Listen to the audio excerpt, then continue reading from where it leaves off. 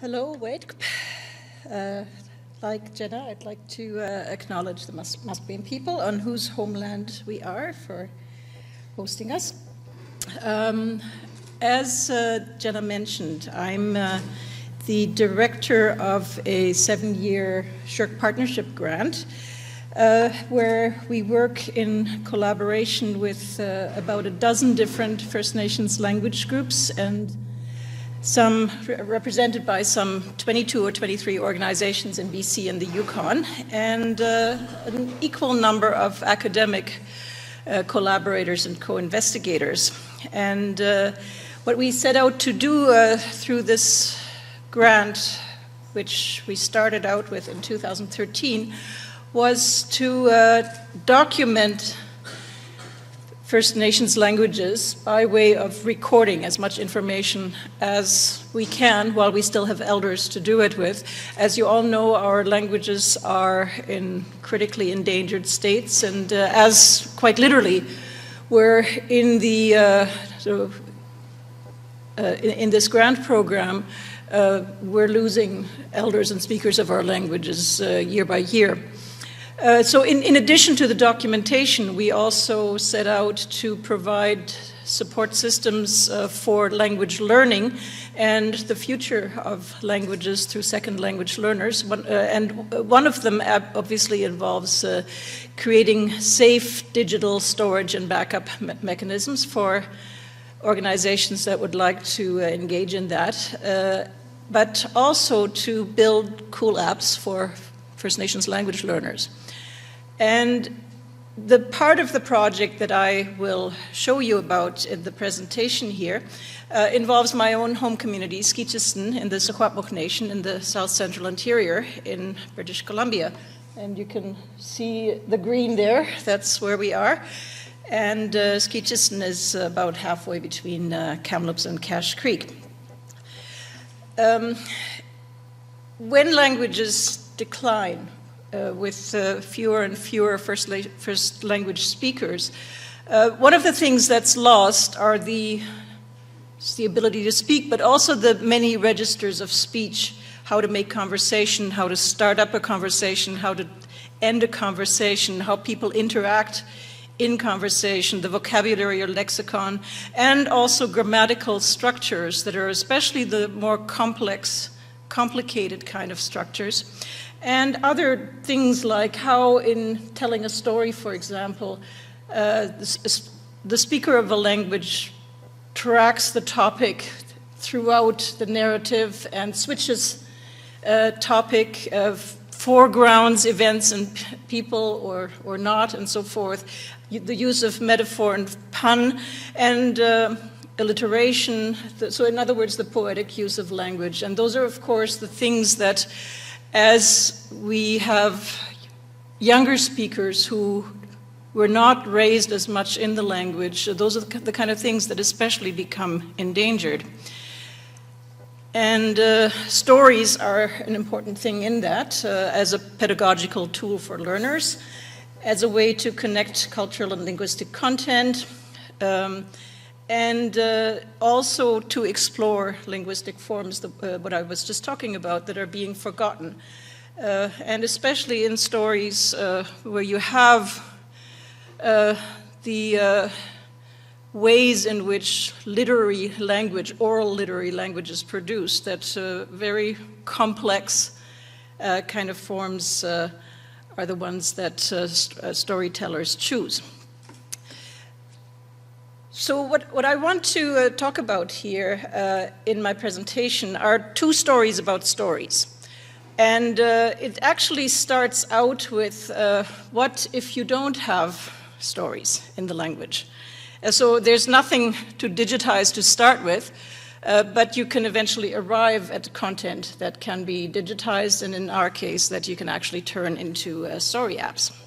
So this is my group of fluent speakers and elders in Skitchison. We're fortunate that we have about 7, 8 elders who were raised with the language. They're in their 70s to mid-late 80s. A couple of the people here that are in these pictures have passed away actually in the last year and a half. And Secwepemctsín has two genres of story. Those are the ancient oral histories or oral traditions, sometimes mistakenly translated as myth, but we don't treat them as myths. They're actually reference events in history a long time ago that also reference the events in the ecology, the climate, and the social intercourse among Secwepemc and other people. And we have Slacha'im that are kind of like handed down personal accounts. In terms of the record that exists, the past recordings that were made during the Boasian Age and earlier or after include George M. Dawson, who headed up the Geological Survey of Canada and who was a bit of a hobby ethnographer and took down some stories that he wrote down in English that his Secwepemc guides told him. Franz Boas, who spent a very brief amount of time in Secwepemc territory in the Kamloops area and recorded his story through the medium of Chinook jargon. Unlike his tremendous body of Kwakwala texts and Tsimshian texts and so forth that he recorded, or local indigenous people recorded them with and for him, Boas recorded his stories or wrote them down in English. And finally, we had James Tate, the ethnographer, who recorded from Secwepemc elders and storytellers in 1900 quite a body of well over 100 oral traditions, unfortunately not in the language, but he wrote them down in his own English prose. But I was quite fortunate in the mid-80s to mid-90s, I was able to work with Ida William, who was the granddaughter of one of Tate's storytellers, who could then actually tell the stories that Tate had written down 80 years earlier in Secwepemctsín. And so this is what the Tate stories look like in the 1909 publication, The Shuswap. They're entirely in English, and also not in English as it would have been translated at the time from Secwepemctsín by the storytellers, but this is Tate's own prose. But they're fairly detailed. And we have various other kind of recordings. Some of Art Kuipers was a Dutch linguist who worked with Secwepemc speakers in various communities in the 1970s and 80s. Randy Bouchard and Dorothy Kennedy, who did not publish stories they collected in Secwepemctsín either, but in their own English translation or rendition. Myself and my husband, Chief Marianne Ignace, have been recording storytellers for the last 30 years or so. And some of these collections are accessible. They exist in tape-recorded form, have been digitized, but some of them are also less accessible.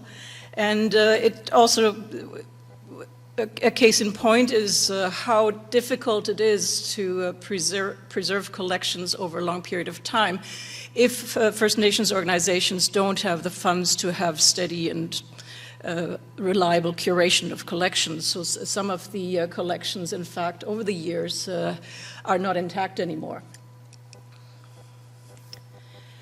And so this is then where work with the elders comes in. So we started in 2009, and in particular in the last 3.5 to 4 years, we set out on this project of reclaiming the recordings that were made by Tate, which we only have in print form, and by retelling and rewriting them. And so why story writing? The elders in our community all went to residential school, the Kamloops Indian Residential School. None of them were trained as storytellers. So they themselves had to get a comfort level with actually using stories, telling stories. And so they found much more of a comfort level with together collaboratively writing them.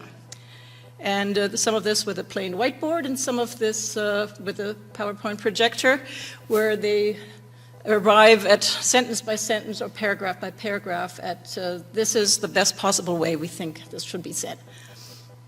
And so that shows a little bit of the work of the group.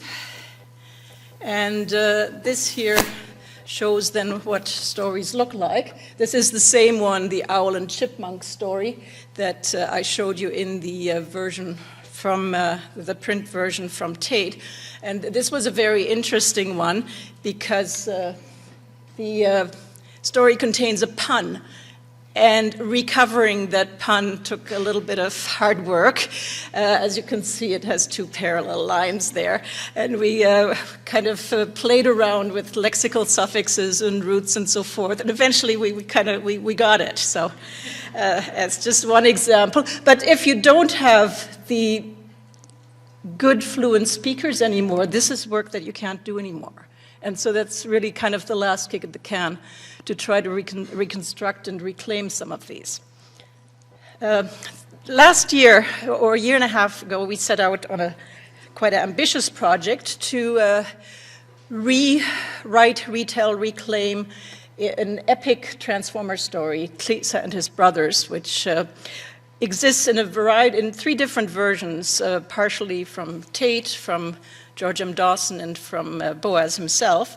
And in the end, it's a script of some 25 or so pages of interlinear story, which references a number of places in the Secwepemc.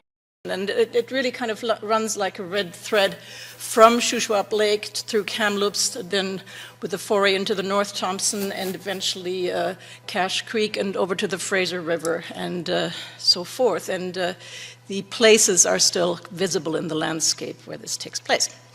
And so some of the results then is regaining place names, regaining some sense of what are fairly complex form in the language, of how people use evidentials, how people in a running narrative use complex conjoined and subordinated sentences, and the real use of tense and aspect marking, which is a little bit different than how it's reported in the existing grammar materials.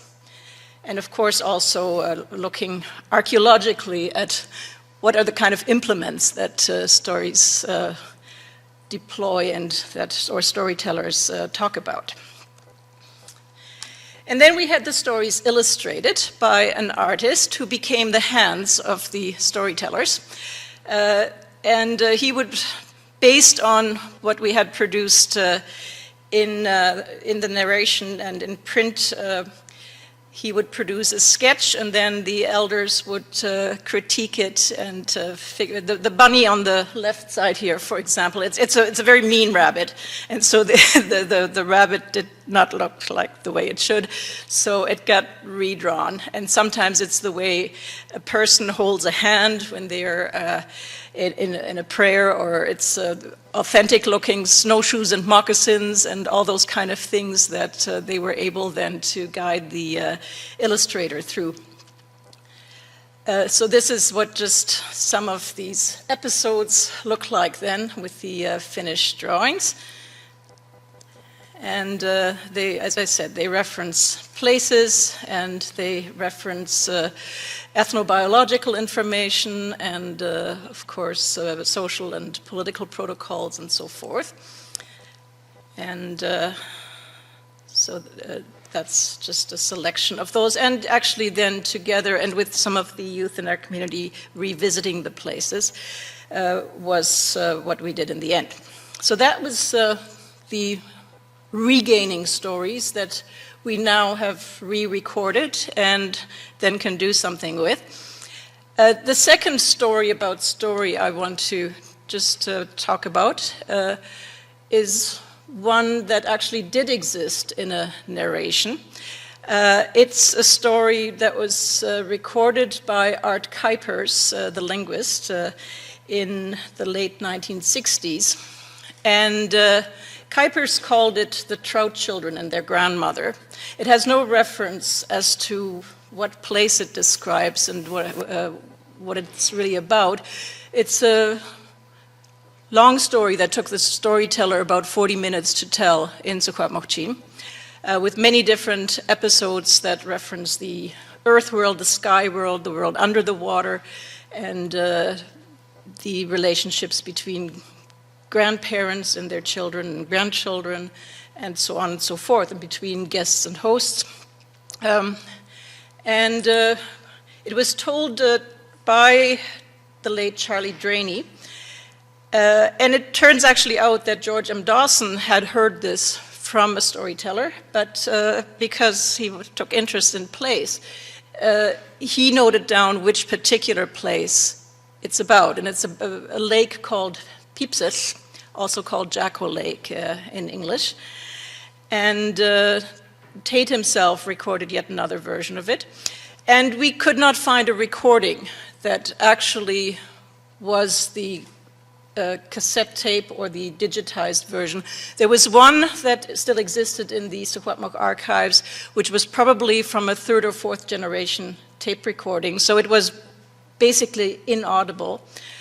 And as it turned out then, this particular story that, I'm just going to go back here, references this lake here, is right now at the sort of very much in the public limelight in the Kamloops area, because there's a planned development project to open a pit mine right on the outside of it. You can see the little lake, how it's eventually, if this happens, borders on a 500-meter deep and 2-kilometer long pit. And it was actually in the process of the hearings with the Environmental Assessment Agency that the Trout Children story kind of became publicly known. And it turned up a tape recording, which we thought we could never get back. And it's actually a very audible tape recording, which is a slightly different version than, by the same storyteller, than the one that Kuipers had transcribed. And so again, we put the illustrator to work, and these are just a few of them, to illustrate it.